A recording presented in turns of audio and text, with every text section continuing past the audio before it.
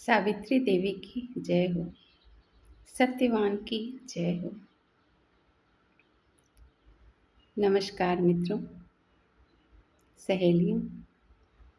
2025 और 26 की वट सावित्री व्रत की पूजा विधि और उसकी छोटी सी कथा मैं आपके समक्ष प्रस्तुत करने की इच्छा रखती हूँ। अगर कोई त्रुटि हो, कोई भूल हो तो मुझे क्षमा कीजिएगा।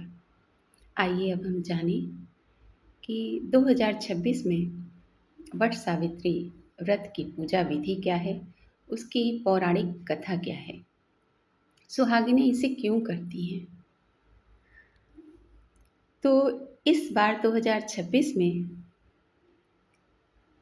16 मई सुहागिन महिलाओं द्वारा पति की लंबी आयु के लिए निर्जला रखा जाता है यह वट सावित्री का व्रत।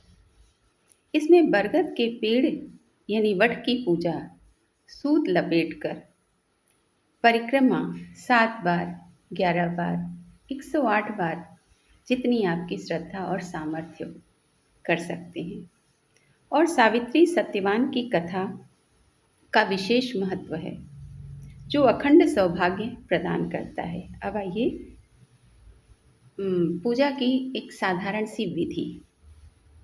सबसे पहले आप सुबह ब्रह्म मुहूर्त में उठ जाइए, स्नान कीजिए, नए वस्त्र पहनिए या लाल और पीले रंग का वस्त्र पहनिए और 16 श्रृंगार कीजिए। और इसके साथ साथ निर्जला व्रत का संकल्प भी लीजिए। अब पूजा की सामग्री में क्या क्या शामिल करना है।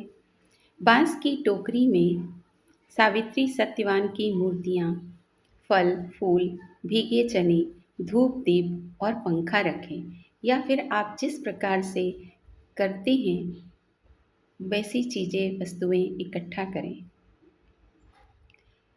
वृक्ष की पूजा। वट वृक्ष के जड़ में जल अर्पित करें। इसके बाद रोली, अक्षत और फूल चढ़ाएं। सूत कब लपेटना है हमको, इसके बाद हमें वट वृक्ष के चारों ओर कच्चा सूत यानी धागा लपेटते हुए 7 या 108 बार परिक्रमा करें। और इसके साथ साथ अपने परिवार में सुख शांति, अपने पति की लंबी उम्र की कामना करें। भीगे चने का प्रसाद। कई जगहों पर भीगे चने के साथ 14 पूड़ियाँ और गुलगुले का भी भोग लगाया जाता है। आप अपने क्षेत्र विशेष के अनुसार फल, पूजा और प्रसाद सामग्री अर्पित कर सकते हैं। इसके बाद किसी श्रेष्ठ ब्राह्मण से या आपस में ही किसी बड़ी बुजुर्ग महिलाओं से या फिर जिन्हें भी कथा आता है वह अपने पवित्र मन से कथा को सुनाएं और बाकी सभी बहनें कथा का श्रवण करें जो समूह में पूजा करती हैं। वट सावित्री व्रत की कथा सुनने से पहले हाथ में अक्षत यानी कि चावल के दाने जो टूटे ना हो और पुष्प की पंखुड़ियाँ या फिर पुष्प हाथ में ले लें और मन लगाकर कथा का श्रवण करें। पौराणिक कथा के अनुसार मद्र देश के राजा अश्वपति की पुत्री सावित्री ने सत्यवान को पति के रूप में चुना, जो निर्वासित थे और पिता के साथ वन में रहते थे।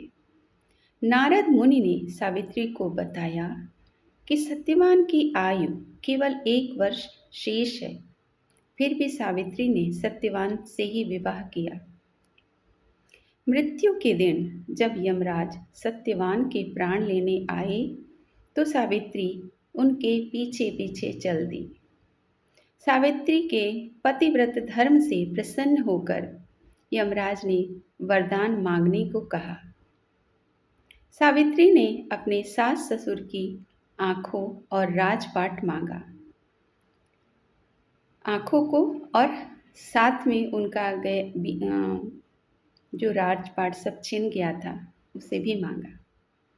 फिर यमराज के पति के पति से यमराज से पति के प्राण वापस मांगे। अंत में यमराज ने वट वृक्ष के नीचे सावित्री के को पति के प्राण वापस कर दिए। इस प्रकार से जिस तरह से सावित्री ने मन, कर्म और वचन से अपनी निष्ठा से अपने पति के प्राणों को भी यमराज से वापस ले लिया, तो यह व्रत और कथा हमें यही संदेश देती है कि अब अगर हमारे अंदर सच्ची निष्ठा, सच्ची श्रद्धा, लगन और सच्ची भक्ति हो तो असंभव कार्य भी संभव हो सकता है। सभी सुहागिन महिलाओं को वट सावित्री का यह व्रत बहुत बहुत मंगलकारी हो। धन्यवाद।